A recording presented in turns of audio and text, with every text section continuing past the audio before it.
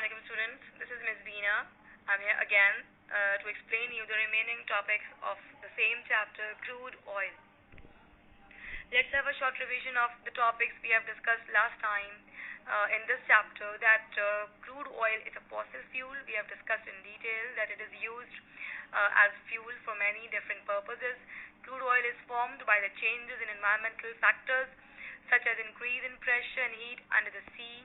We discussed in detail how it is formed and then how it is collected in reservoir rocks. We also discussed that crude oil is explored, extracted and stored by the drilling process which is done in oil platforms. We discussed the structure of platforms, and we also discussed that it is the combination of large machineries that are performing the drilling processes under the sea. So how is it done? We have already done it, and the questions. Now let's move towards the new topic, that is composition of crude oil. Now we will discuss that what are the compounds that are present in crude oil and what is their importance. Crude oil is a smelly mixture of hundreds of different compounds. All those compounds are organic compounds. That means they are originated in living things. So all the compounds that are present in crude oil are called organic compounds because they are produced from the fossil fuels, from the dead plants and animals. Most of the compounds that are present in crude oil are called hydrocarbons. What are hydrocarbons? Hydrocarbons are all those compounds that are composed of carbon and hydrogen. Therefore, they are called hydrocarbons.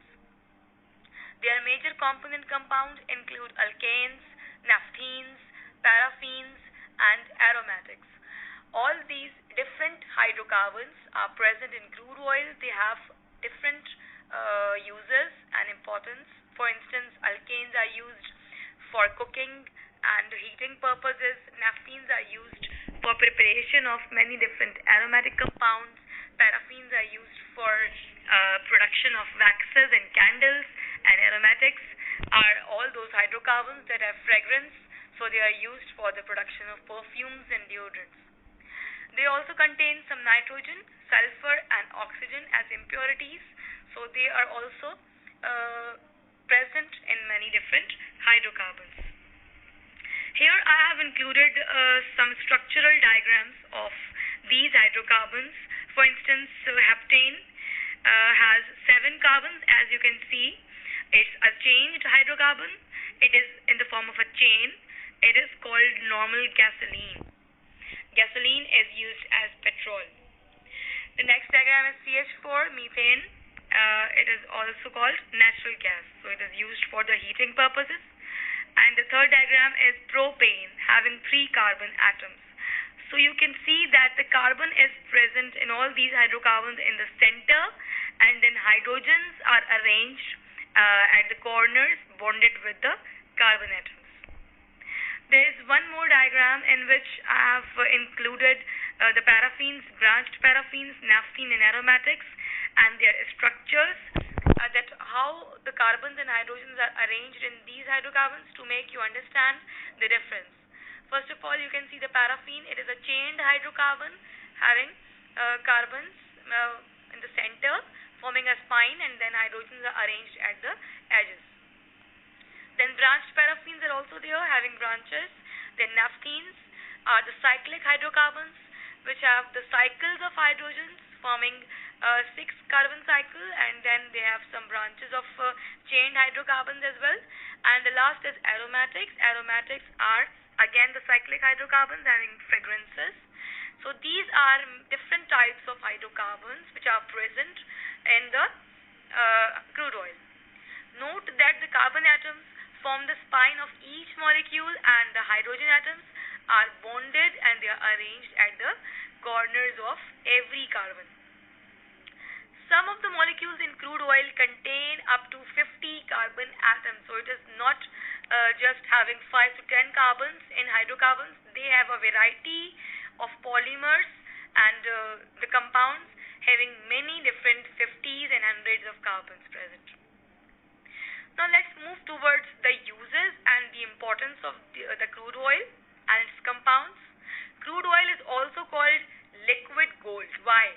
Because of its commercial importance, its economic need, and its high price. It is also called liquid gold. Some of the compounds are used as fuels for cars, trucks, planes, and ships. So all the vehicles use the fuel which is taken from the crude oil. Some are the starting point for detergents, drugs, dyes, paints, and cosmetics. So all these different types of products are also produced when we use the crude oil in the beginning of the process. Some are used to form nylon, PVC, and other plastics. Nylon is a synthetic fiber which is a silky fiber used to make different fabrics. PVC is polyvinyl chloride. It is again a synthetic plastic. It is very important and used to make different pipes, automobiles, and electronic appliances. And many different plastics are also formed by the use of different constituent compounds from the crude oil. Most of the things we use every day started off as oil, means that all are things which we use in domestic purposes. For example, toothbrush, shampoo, deodorant, shower gel, etc. are again formed by the help of crude oil. Okay, the next topic is a non-renewable resource. So crude oil is the example of a non-renewable resource. What is a non-renewable resource? It is a resource that is not easily recycled, and it is naturally present, and we cannot make it again in the first form. So crude oil is still forming slowly somewhere under the oceans. We are using oil much faster than it can form. So we are using it in our daily purposes, and we are using it in a much amount.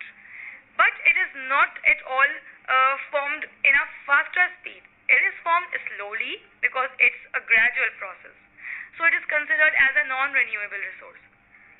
We are being encouraged to use it less in the fight against global warming, because due to global warming, the production of fossil fuels has also lowered, and it is taking a lot of time, and all the non-renewable resources that are naturally occurring are also exploited by the global warming. However, at the present rate of use, some experts estimate that we have enough for 40 more years, so we can use it. Scientists and oil. Many scientists work in the oil industry, so here we will discuss which type of scientists are working for the oil industries. First of all, geologists and seismologists are also working in oil industries for exploring oil. Geologists are all those scientists that are working and studying Earth and its plates, its movement. And seismologists are all those scientists that are studying earthquakes and the vibrations in Earth. Computer scientists handle data, definitely, because the digital environment needs the computer scientists as well. Analytical chemists test samples. Analytical chemists are all those scientists that are working and they are formulating different methods and procedures for separating the constituent compounds of crude oil. And then research chemists develop new uses for compounds from oil to be used in many different purposes. Here this chapter is ended happily, and the remaining questions are here. You're supposed to answer them. What is a hydrocarbon? What types of hydrocarbons are found in crude oil? Then explain why oil is such a valuable resource. And the last question is, oil is called a non-renewable resource. Explain why. You're supposed to solve these questions by yourself. Thank you very much, students. Allah Hafiz.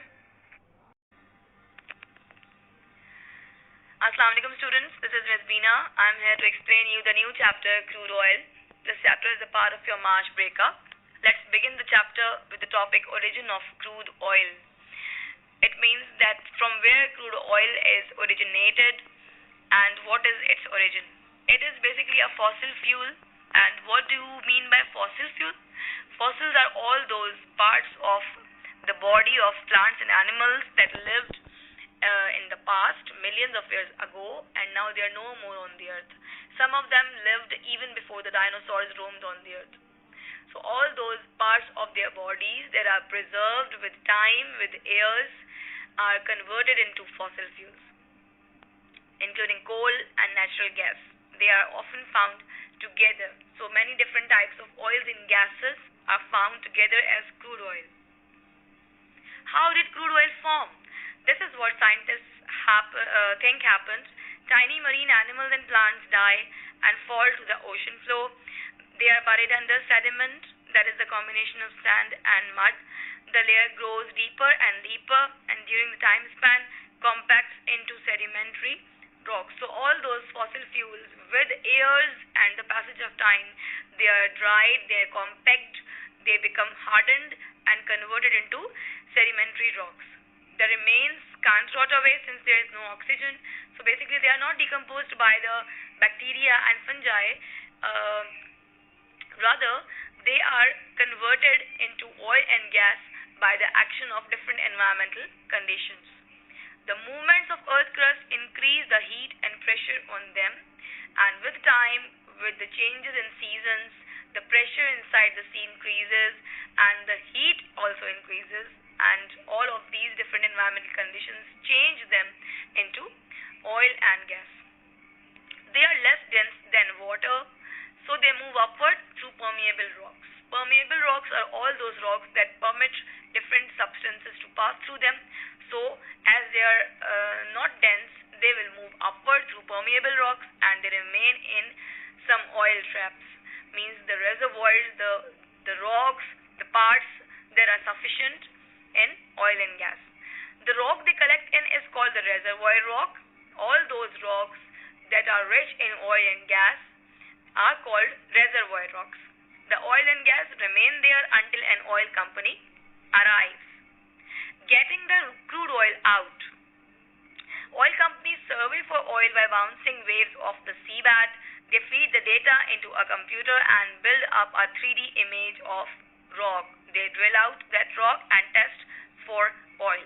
This is not easy. Oil is present 3 or 4 kilometers below the surface. So oil companies first of all perform the survey for the oil in the sea by bouncing different shocking waves.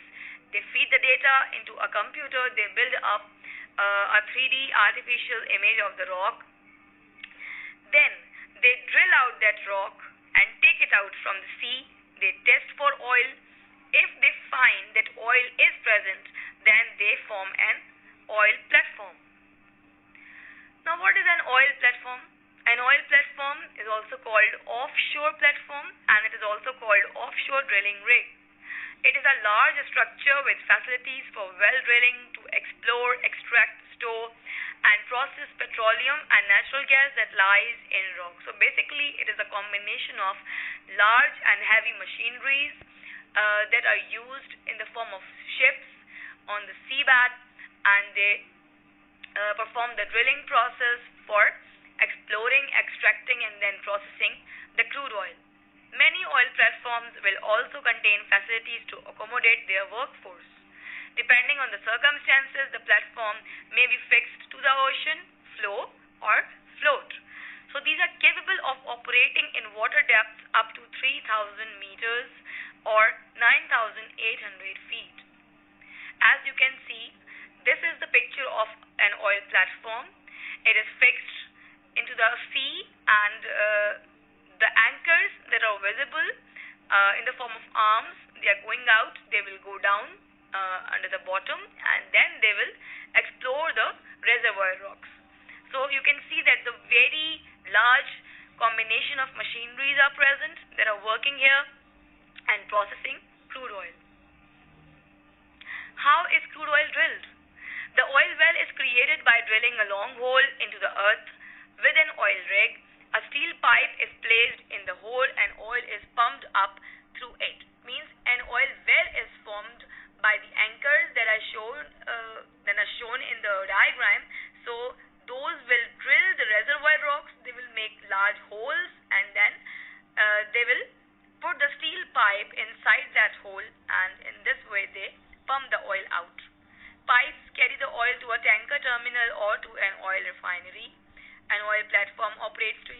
hours a day or as long as it is profitable. So continuously oil platforms work on the sea. They take out the oil and then they explore it, they extract it, and then they store it. Production is measured in barrels of oil per day. A barrel of oil is 160 liters. Crude oil varies in appearance and quality from one oil field to another.